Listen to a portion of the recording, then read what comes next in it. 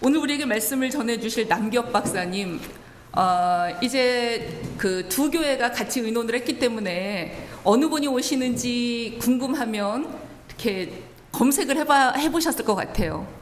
근데 검색을 해봤을 때 저는 여러 정보들을 모아야 하거든요. 제 정보는.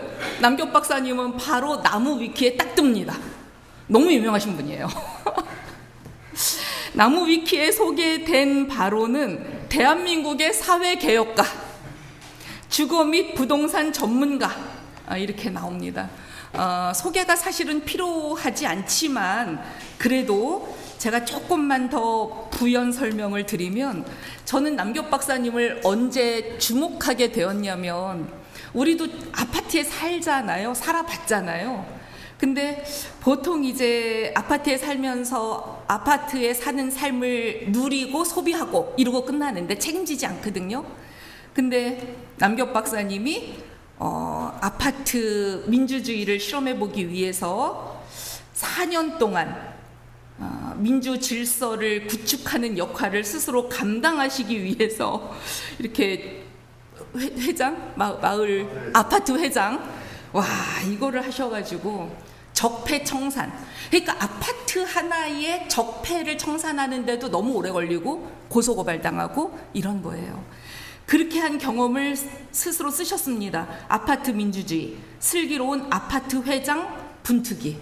제가 이걸 보고 이런 건 드라마로 만들어도 재밌겠다 이런 생각을 했었었는데, 땅에서 온 기본소득, 토지 배당, 성서의 희년법에 근거해서 이 나라 부동산 공화국 문제를 어떻게 좀 해결해야 하나 끊임없이 분투하는 이른바 사회 선교사이십니다.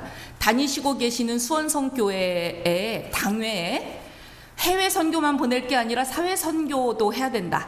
그래서 사회 선교사 제도를 만드셨고, 인권, 환경, 여성, 다문화 여러 분야의 사회 선교사를 파송하는 운영위원장으로도 활동하고 계십니다. 남기혁 박사님 단상에 올라오셔서 2달란트, 5달란트 받은 교회가 됩시다 라는 제목으로 말씀 전해주실 때 하나님의 큰 은혜가 함께 하시기를 빕니다. 남 박사님 모십니다.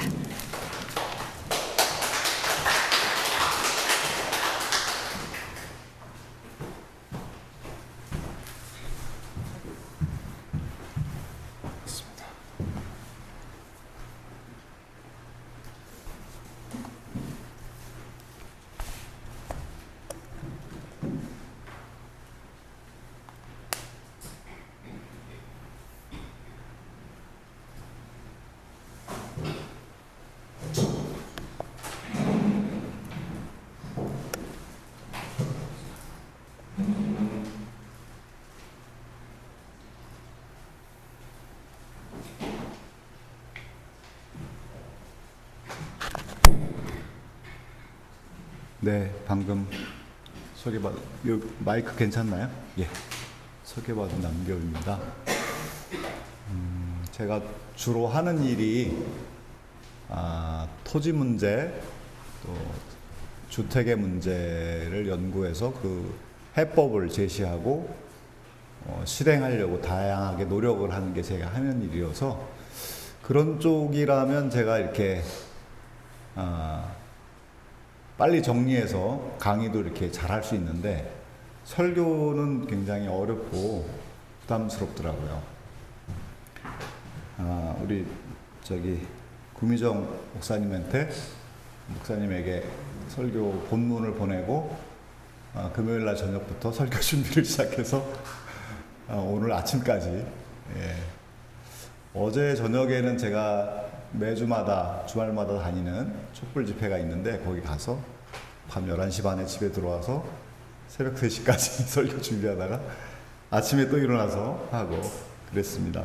저에게는 설교는 참 어려운 일이다 싶습니다.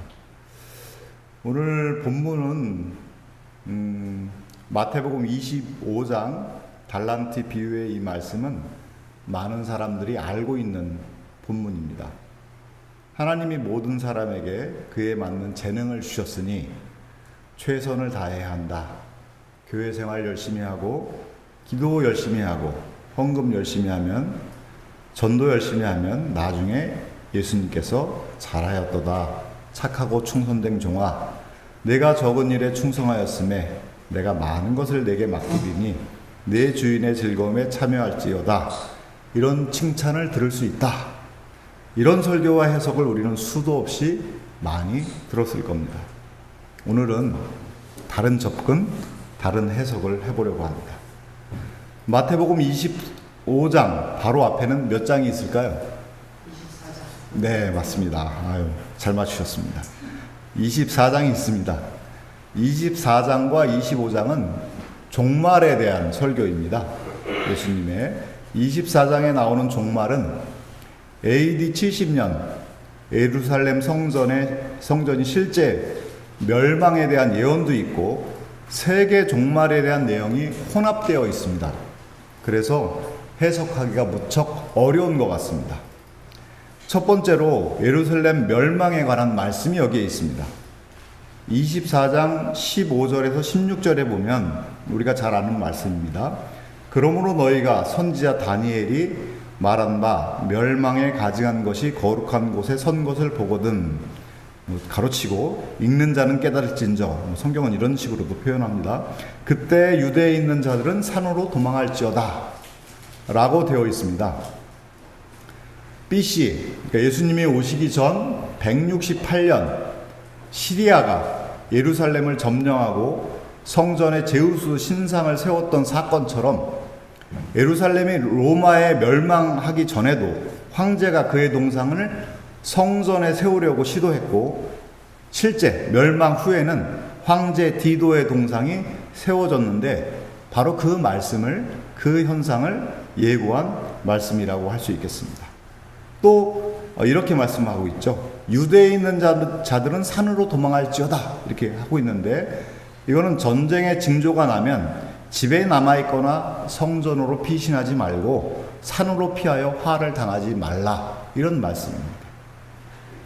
24장 21절에는 이는 그때 큰 환란이 있겠음이라, 창세로부터 지금까지 이런 환란이 없었고 후에도 없으리라, 이런 말씀도 있습니다. 이것은 뭐냐면 이것도 예루살렘 멸망에 관한 말씀입니다. 유대인들은 정말 놀라운 데가 있습니다. 예루살렘을 향한 로마의 포위망이 좁혀오는데도 그들은 아랑곳하지 않고 평소와 다름없이 유월절을 지키기 위해서 예루살렘으로 모여들었고 또 피하려고 하지도 않았습니다. 로마가 예루살렘으로 쳐들어오는데 250만 명이 되는 그 유대인들이 유월절을 지키러 몰려들었습니다. 그 결과 고스란히 성 안에 갇히고 말았습니다. 예루살렘 성은 산성이어서 강력한 로마의 군대가 멸망시킬 방법이 없어 성을 포위하고 굶겨 죽이는 작전으로 나아갔습니다. 성 안의 유대인들 중에 과격분자들이 있었는데 이들이 분열되어 가지고 스스로 양식을 불태워서 화를 자초했습니다. 그래서 사람들이 대부분 굶어 죽었습니다. 비참하게 죽어갔는데 인류 전쟁사에서 가장 비참한 전쟁으로 남아있고, 이것은 요세푸스라고 하는 사람이 유대인의 전쟁사에 기록해 놓았습니다. 그런데 유대에 있는 자들은 산으로 도망할지어다 라는 말씀을 들은 기독교인들은, 예수님의 말씀을 들은 기독교인들은 하나님의 인도하심으로 예루살렘 성으로 가지 않고 다른 성으로 피해서 해를 면했다고 합니다. 두 번째 말씀은 마태복음 24장에 보면은 세계 종말에 대한 징조도 나옵니다. 자, 우리가 잘 아는 말씀이죠. 27절에서 31절에 보면 번개가 동편에 나서 서편까지 번쩍인 같이 인자의 임함도 그러하리라. 그날 환란 후에 즉시 해가 어두워지며 달이 빛을 내지 아니하며 별들이 하늘에서 떨어지며 하늘의 권능들이 흔들리리라. 그때 인자의 징조가 하늘에서 보이겠고 그때 땅의 모든 족속들이 통곡하며 그들이 인자가 구름을 타고 능력과 큰 영광으로 오는 것을 보리라. 이렇게 되어 있는데, 이것은 전쟁이 일어나서 지구가 멸망하고 생태계가 다 파괴된다는 것이 아니라 이 땅의 교회가 제 역할을 하면 세계 질서가 재편되고 생태계가 온전히 회복된다는 뜻으로 이 세상도 거듭난다는 뜻으로 이해해야 합니다. 왜냐하면 예수님이 재림한다는 것은 이 땅에 하나님의 나라가 완성된다는 의미이기 때문입니다. 이 세상이 다 불타 없어지고 기독인은 예수 믿는 사람은 다른 곳으로 가는 것이 아니라 이 세상이 재창조되는 것이죠. 어떤 신학자는 이것을 가리켜서 에덴의 회복이다 이렇게 말합니다. 다 불타 없어지고 다른 곳으로 간다는 것은 이교 사상입니다. 다 불타 없어진다고 생각하면 환경 생태를 보호하려고 하는 이유가 사라지죠. 생태 환경을 보호하려는 우리의 노력은 무의미한 신앙 활동입니다. 궁극적으로 쓸데없는 짓이고, 우리 전도자 무디가 이런 말을 했는데, 이 세상은 타이타닉 같이 곧 멸망할 거니까 우리에게 하나님께서 구조선을 주셨으니 사람을 이 구조선에 태우는 것이 바로 전도다. 우리의 할 일은 거기에 있다. 이렇게 얘기했는데 무디도 성경을 잘못 이해한 것입니다. 성경은 기독인의 죽음도, 예수 믿는 사람의 죽음도 하늘나라 간 것이 아니라, 죽어서 하늘나라 간 것이 아니라 주 안에서 잠잔다고 표현하고 있습니다. 여러분 보셨을지도 모르겠는데 조용규 목사, 이분이 사망했을 때 그 대단하던 목사들이 천국 환송 예배 드린다고 했는데 사실 이것은 이교 사상입니다. 성경의 가르침이 아닙니다. 성도가 죽으면 주 안에서 잠자다가 예수님이 오셨을 때 육체도 부활한다고 성경은 말하고 있습니다. 그런데 죽을 당시에 육체로 부활하는 것이 아니라, 우리가 죽을 당시에 육체는 몸도 병들고 또 장애도 있고 이럴 수 있지 않겠습니까? 그런 것이 아니라 우리의 형상이 완전히 회복되는 것입니다. 몸에 장애가 있는 분들은 완전히 회복되는 것, 예를 들어 눈이 멀고 다리가 다친 분들도 완전히 회복돼서 우리가 부활하는 것이죠. 그날이 바로 예수님 재림의 날에 일어날 것이고, 그래서 예수님의 부활은 성경은 뭐라고 그러냐면 잠자는 자들의 첫 열매가 되셨다 이렇게 표현하고 있습니다. 그러면 성경이 말하고 있는 종말은 무엇일까요? 종말은 과연 무엇일까요? 그것은 악한 세력의 최종적 파멸을 의미합니다.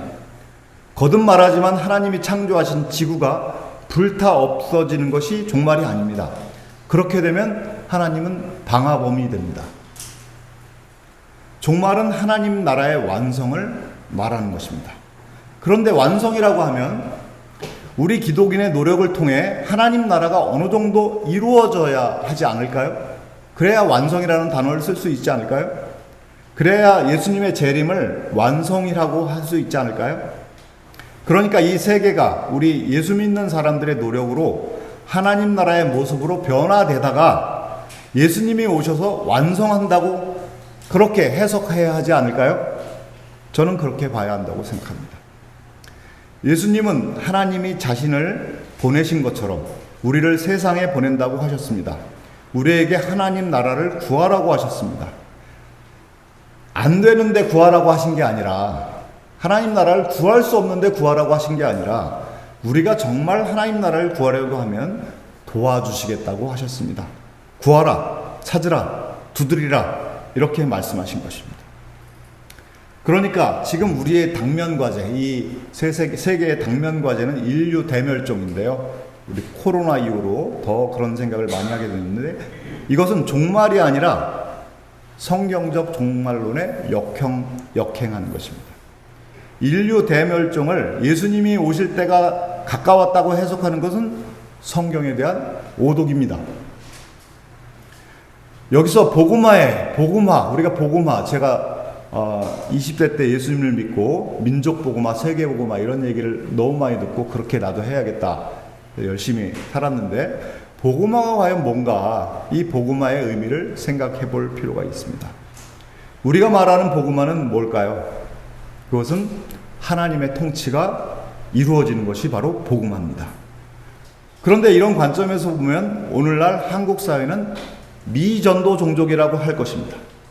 하나님의 통치와 너무 거리가 멀기 때문입니다. 그러니까 복음화는 교회가 많고 적은 것과 별로 관계가 없어 보입니다.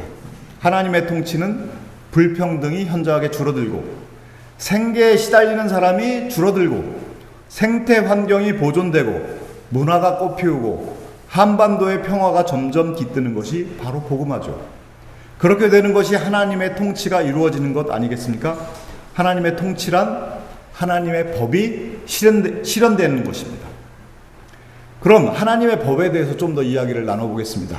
하나님의 법이 구체적으로 나오는 모세오경, 창세기, 출애굽기, 레위기, 민수기, 신명기, 이 모세오경의 율법은 정말 은혜롭습니다. 우리 구미정 박사님이 모세 구약 성경에 관한 책을 쓰셨고 제가 그거를 오래전에 읽었는데 사인을 받으러 가져오려고 찾았는데 못 찾았어요. 그래서 그냥 왔는데요. 하여튼 이 모세오경의 율법은 정말 은혜롭습니다. 오늘날 교회는 율법은 부담이고 복음은 은혜라고 하는데 이것은 잘못된 이해입니다. 율법 자체가 은혜입니다. 그 율법에는 거룩한 나라, 하나님의 통치를 구현하는 방법이 들어있습니다. 히브리 노예를 해방하여 가나안 지역을 자유와 평등이 숨쉬는 나라를 만드는 것이 모세의 비전이었고 그 구체적인 방법이 율법에 들어있습니다. 율법의 핵심은 안식일, 안식년, 희년입니다.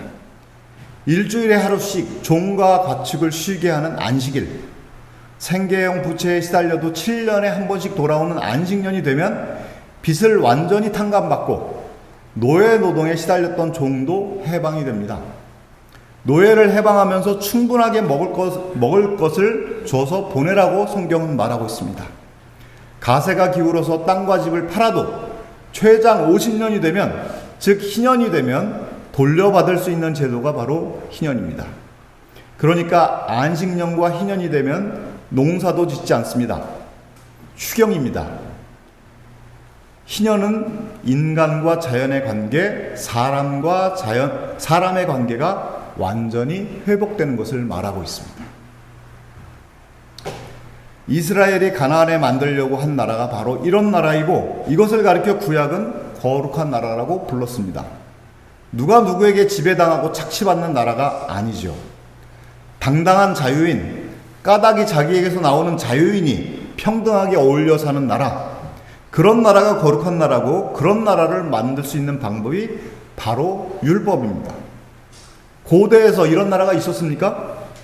고대의 나라들은 99%가 1%를 위한 삶입니다. 우상 종교는 이걸 합리화하는 것이었죠. 애굽의 종되었던 너희를 해방한 여호와, 애굽의 종되었던 너희를 해방한 여호와라는 신이 대체 어디에 있습니까? 당시에는 눈 씻고 찾아봐도 없었습니다.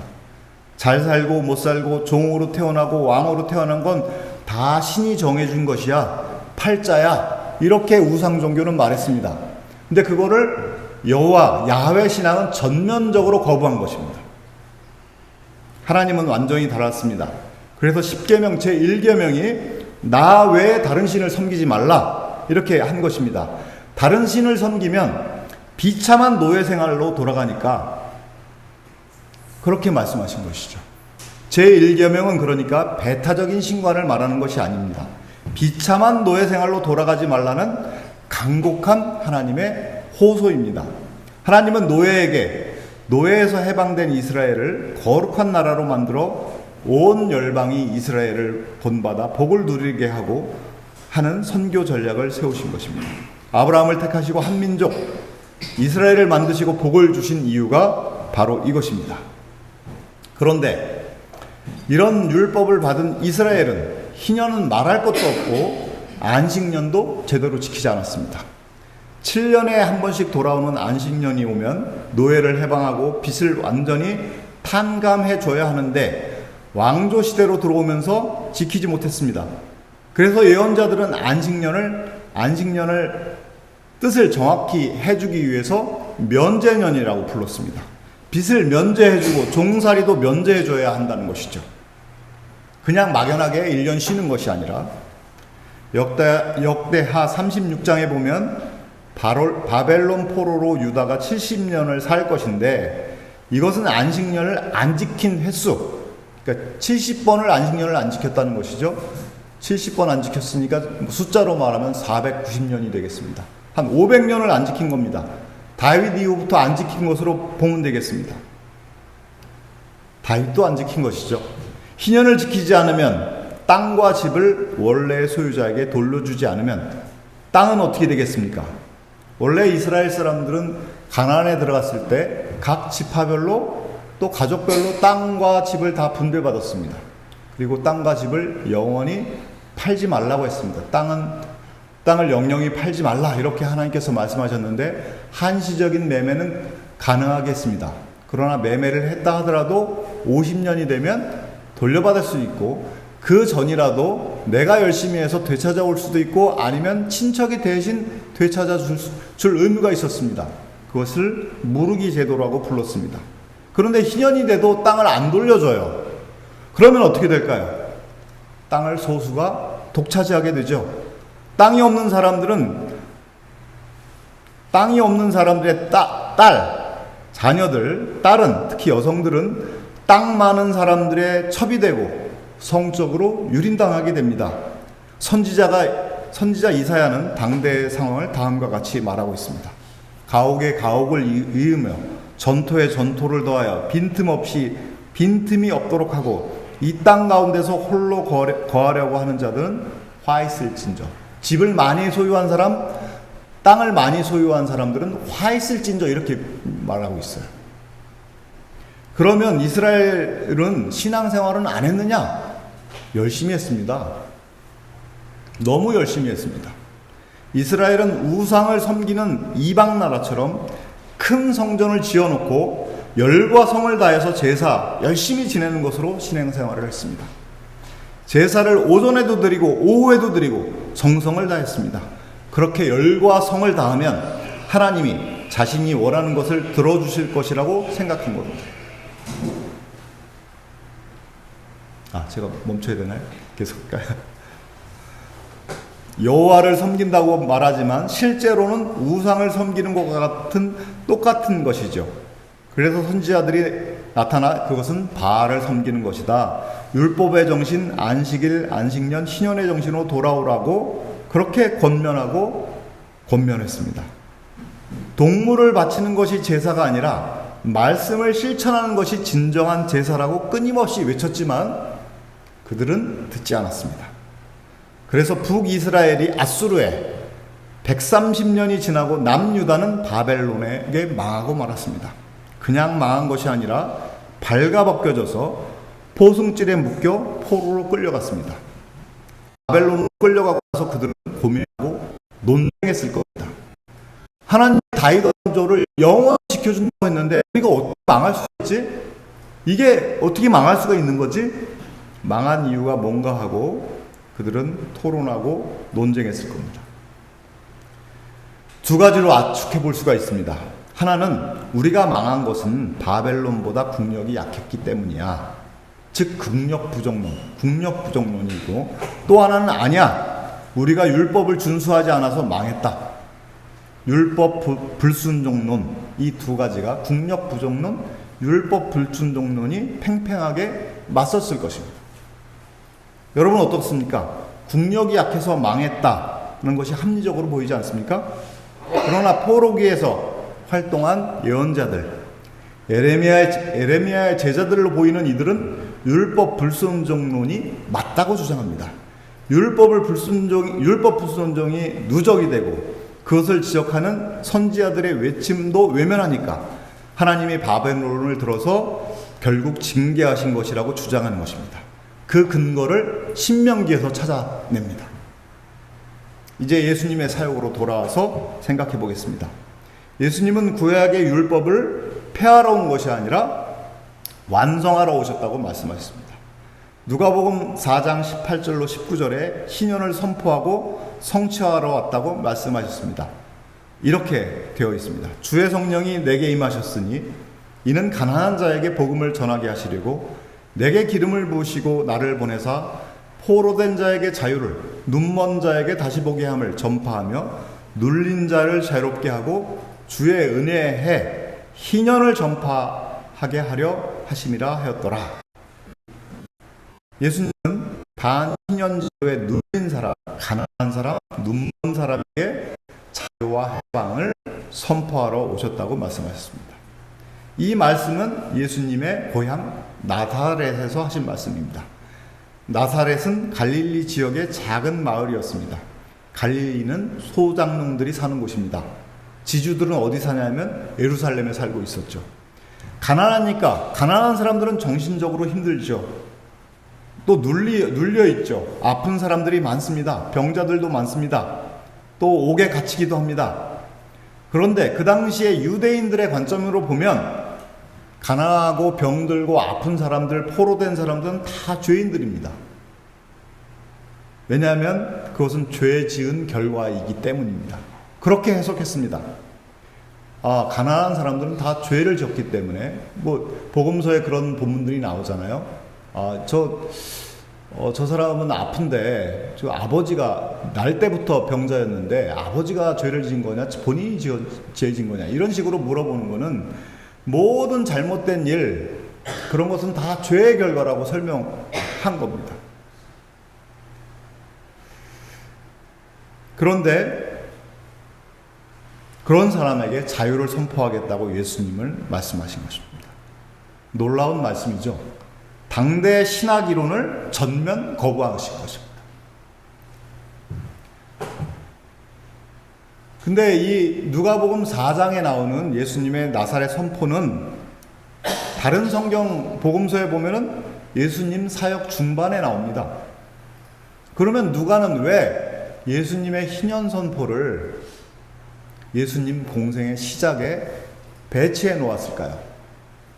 우리 복음서, 세 개의 복음서, 마태, 마가, 누가, 요한은 좀 다르지만 마태, 마가, 누가는 서로 비슷한 관점에서 쓰였는데 또 배치가 좀 다릅니다. 표현도 좀 다르고요. 근데 누가는 예수님의 사명선언, 나사렛 선언, 희년 선포를 예수님의 사역 처음에 배치했어요. 의도가 있었겠죠? 누가복음의 저자 누가는 희년에 주목합니다. 누가는 의사였다고 합니다. 또 이방인이었다고 합니다. 무엇에 이끌려 그는 신자가 되었을까요? 초대교회 신자들은 초대교회 신자들의 희년 실천 때문으로 저는 생각합니다. 사도행전을 누가라는 사람이 사도행전도 썼는데 사도행전의 저자이기도 한 누가는 성령을 받은 초기 교회 성도들이 희년을 자발적으로 지키는 것을 목도합니다. 충격을 받은 것입니다. 성도들의 고결한 윤리에도 충격을 받았습니다. 당시에 이런 종교는 없었습니다. 성적으로 너무 문란해서 아기가 태어나면 그 애의 아버지가 누구인지도 알기 어려웠던 사회였습니다. 재산을 나눌 정도로 서로 사랑하는 것을 누가는 본 적이 없습니다. 누가의 눈에는 그가 그토록 바라던 신세계가 열린 것이고 찾고 찾던 진리를 만난 것입니다. 그래서 이 놀라운 초기교회 성도들의 희년 실천을 보고 아니 이 실천은 어디서 왔을까 하고 들여다봤더니 사도들이 가르친 것이었습니다. 사도들의 가르침을 따라 이렇게 말하잖아요. 사도행전에서는. 그럼 사도들은 누구에게 배웠나 했더니 예수님에게서 온 것을 마침내 알아냈습니다. 탐문했겠죠. 방문해서 베드로에게도 물어보고 그랬겠죠. 그래서 누가복음 4장에 예수님의 메시아 취임 사명으로 희년을 써놓은 것입니다. 그렇게 보입니다. 누가복음에는 그래서 경제 이야기가 굉장히 많이 나옵니다. 삭개오 이야기는 누가복음에만 나옵니다. 그렇게 사도행전에 나오는 초대교회는 희년을 문자대로 50년이 되면 땅을 원래의 주인에게 돌려주고 그러는 것이 아니라 자기 재산을 다 팔아서 공동으로 소유하고 능력에 따라 일하고 필요에 따라 분배하는 그런 사회. 그 희년을 문자대로 지킨 것이 아니라 그 정신을 지킨 것입니다. 저는 희년을 실천하는 사람이 바로 구원에 이를 수 있는 사람이라고 말하고 싶습니다. 인간에게 가장 귀중한 것이 구원이고 사람이 할 수 있는 가장 고귀한 일이 이 땅에 하나님 나라를 실현하는 것이라면 하나님의 나라를 실현하는 사람이 구원받는다고 해야 하지 않을까요? 하나님 나라 실현과 무관하게 예수님만 믿으면 구원을 얻는다는 구원론은 성경의 구원은 아닌 것 같습니다. 복음서에서는 어떻게 하면 구원을 얻습니까? 부자 청년이 와서 물을 때 예수님은 이렇게 말합니다. 계명을 지켜라, 이렇게 얘기합니다. 예수님은 잠깐만 기다려라. 내가 곧 십자가에서 죽었다가 부활할 건데 십자가와 부활을 믿으면 구원을 얻을 것이야, 이렇게 말한 적이 없습니다. 그러면 죄는 무엇입니까? 이 희년을 지키지 않은 것이 죄입니다.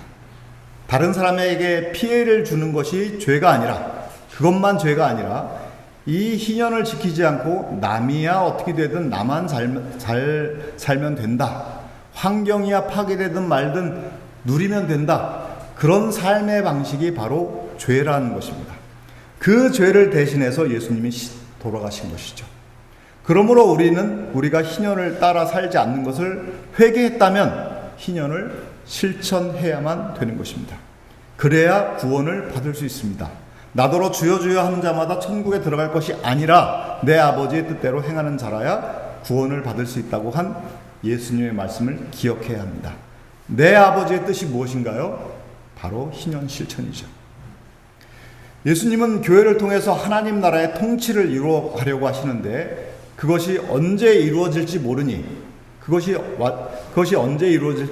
종말이 언제 될지 모른다고 말씀하셨다고 생각합니다.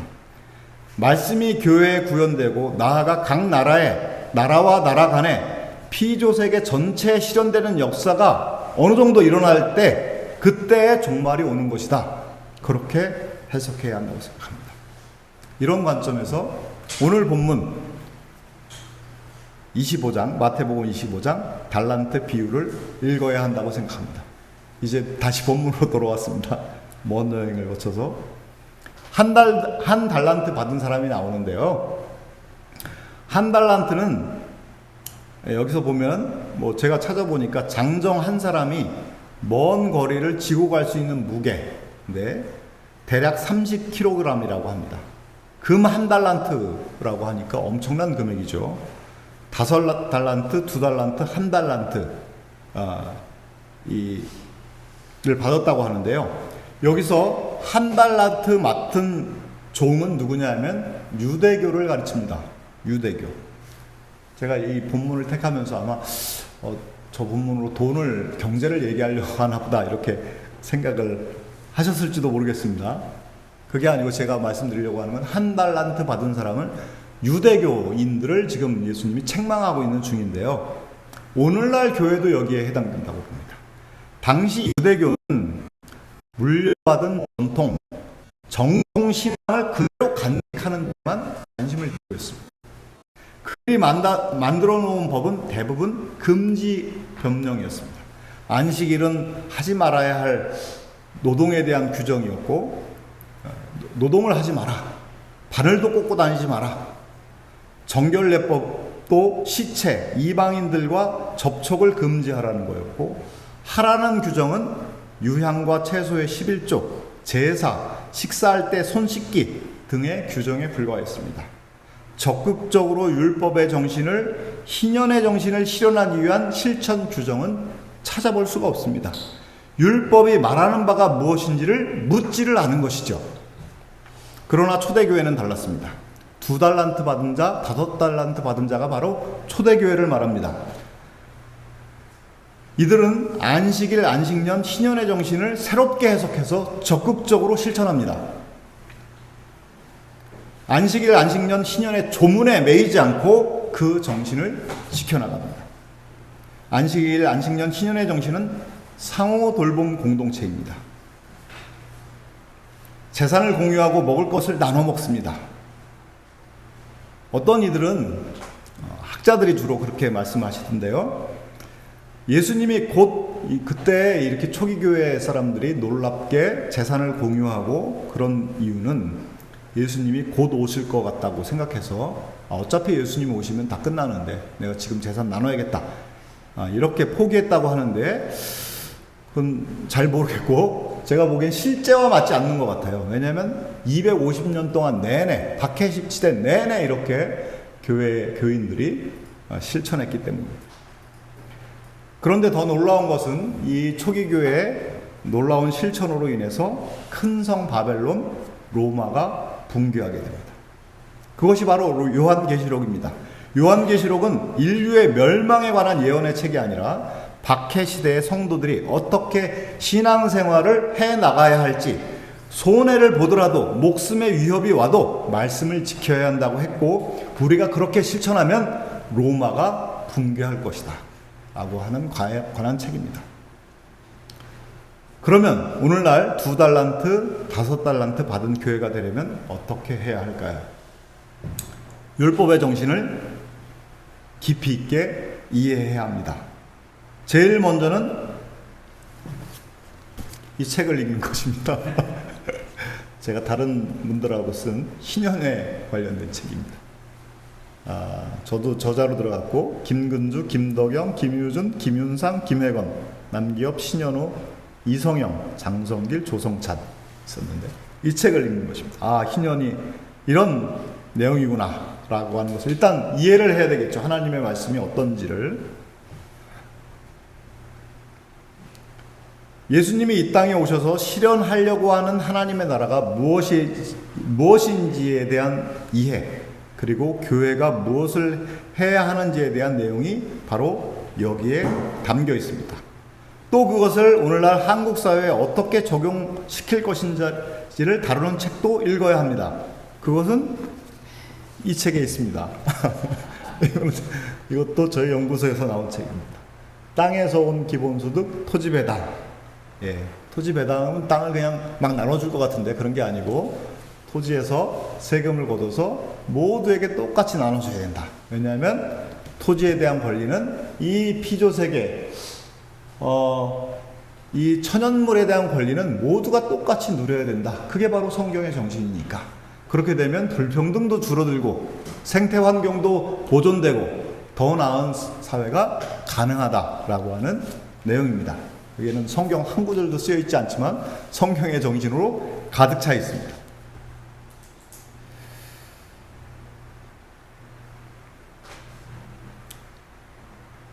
노동에서 자유롭고 집 걱정에서 해방되는, 나아가서 자연 자원과 생태 환경이 회복되는 방법이 이 책에 들어 있습니다.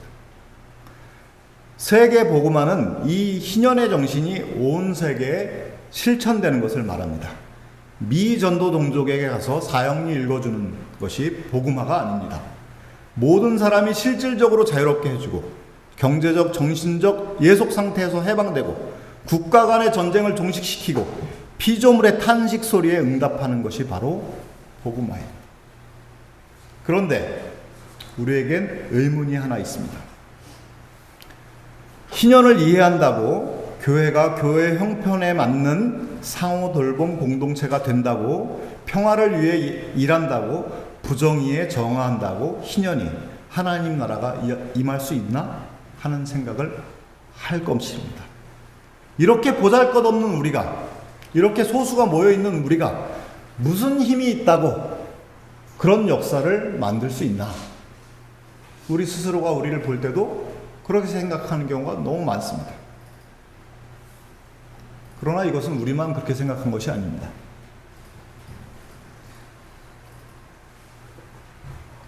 바벨론 포로기 때도 그랬습니다. 바벨론 포로기 때 활동했던 선지자들은 우리가 회당에 모여 율법을 열심히 공부하면서 그 말씀대로 살지 못한 걸 회개하면, 또 주어진 조건에서 율법을 열심히 지켜나가면 하나님이 흩어졌던, 포로되었던 우리를 다시 귀환시켜 주신다고 했는데, 그렇게 얘기를 했는데 당시 포로된 유다인들은 정말로 그럴까? 그것을 반신반의했습니다. 왜냐하면 바벨론은 너무나 거대했기 때문입니다. 우리가 지금 맞서는 이 세계의 질서도 너무나 거대합니다. 이 군산복합체 질서가 한반도의 평화를 위협하는, 이걸 보면 우리 하나의 개인, 이은교회, 서로교회, 제가 서로교회 너무나 나약해 보입니다. 우리가 뭘 한다고? 아무리 생각해봐도 자기들이 고국으로 돌아갈 수 없을 것 같았거든요. 믿을 수가 없었습니다. 그런데 신명기에 입각한 무명의 선지자들은 신명기 30장을 펼쳐놓고 아니다. 우리가 주어진 조건에서 말씀을 지키면 하나님이 흩어졌던 우리를 모으신다고 약속하셨다. 신명기 30장 2절에서 4절을 읽어줬을 것입니다. 이렇게 쓰여 있습니다. 너와 내 자손이 내 하나님 여호와께로 돌아와 내가 오늘날 내게 명한 것을 온전히 따라서 마음을 다하고 성품을 다하여 여호와의 말씀을 순종하면 내 하나님 여호와께서 마음을 돌이키시고 너를 긍휼히 여기사 내 포로를 돌리시되 내 하나님 여호와께서 너를 흩으신 그 모든 백성 중에서 너를 모으시리니 너의 쫓겨간 자들이 하늘가에 있을지라도 내 하나님 여호와께서 거기서 너를 모으실 것이며 거기서부터 너를 이끄실 것이다. 이 본문을 읽어주면서 이 약속은 실천이 된다. 우리가 말씀을 지키지 않아서 우리가 나라가 망하고 포로로 끌려갔던 것처럼 다시 말씀을 지키게 되면, 회개하고 말씀을 지키게 되면 우리가 다시 회복될 거다. 그러니까 선지자들은 바벨론의 운명이 우리가 회개하고 말씀대로 사는 것에 달렸다는 것인데, 아니 이걸 누가 믿겠습니까? 그런데 그들은 믿었습니다. 실제 그렇게 했습니다. 그들은 회당에 모여 성경을 공부하고 회개하고 자녀들에게 앉았을 때도 서 있을 때도 밥 먹을 때도 계속 자녀들에게 율법의 정신을 살도록 가르쳤습니다. 그랬더니 바벨론이 망하고 페르시아가 들어서면서 고레스가 칙령을 발표하면서 놀라운 귀환의 역사가 일어납니다. 시편에서 그들은 뭐라고 표현하냐면 꿈꾸는 것 같았다 이렇게 말합니다. 말씀을 실천하는 것이 역사를 변화시킨다는 것입니다. 그렇습니다. 지금 이은교회, 서로교회 성도들이 2달란트, 5달란트 받은 사람처럼 희년의 말씀을 지키지 못한 것을 돌아보고 회개하고 상호 돌봄 공동체를 구성해서 열심히 서로 사랑하고 평화와 정의를 위해서 힘쓰고 나라 전체를 희년의 나라로 만들기 위해서 우리가 할 수 있는 실천을 한다면 어떻게 될까요? 이런 노력을 계속한다면 어떻게 될까요? 하나님이 이 땅을 희년의 나라로 만들어 주시지 않겠습니까? 네. 별로 아멘 안 하시는 것 같아요. 그렇습니다. 이 세상의 운명은 2달란트, 5달란트 받은 교회에 달려 있는 것입니다. 초대교회가 바로 이 2달란트, 5달란트 받은 교회인데 이들의 실천이 로마의 붕괴로 이어졌습니다. 밀란 칙령으로 이어졌습니다. 구약은 포로들 말씀 지킴이 고레스 칙령으로 이어졌습니다. 놀라운 역사가 있는 것입니다. 그러므로 사람을 포함한 모든 만물에게 기쁜 소식, 복음을 전합시다. 이 책을 읽읍시다. 이은교회, 서로교회 상황에 맞는 또 형편에 맞는 상호 돌봄 공동체를 형성합시다. 희년의 정신을 지키지 못한 것을 회개합시다. 이 나라의 운명이, 아니 이 세계의 운명이 이은교회, 서로교회가 받은 달란트를 어떻게 활용하느냐에 달려있다고 저는 믿습니다.